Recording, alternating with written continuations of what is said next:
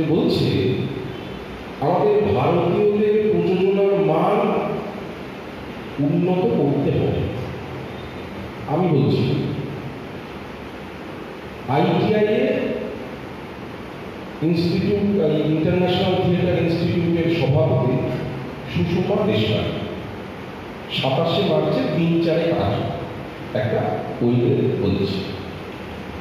তার মানে সারা পৃথিবী ভাবছে যে থিয়েটারের মানটাকে কিভাবে ডেভেলপ করানো যায়। এইটা আসার আগে দুটো কথা বলব। সেটা হচ্ছে যে আমরা নাটকটা করি কেন, নাটক করি কি হয়, আর নাটকটা করবো কেন, এইটা একটা। আর আরেকটা সেটা হচ্ছে আমাদের নাটক দর্শক দেখতে আসবে কেন, কেন আসবে আমাদের নাটক দেখতে। প্রথমটা তো আমরা জানি আমরা কি নাটক করি, কেন নাটক করি, জানি কি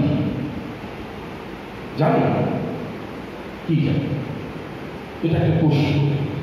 কিন্তু আমি থিয়েটারটা করি কেন, নাটকটা করি কেন, সেটা আমি জানি।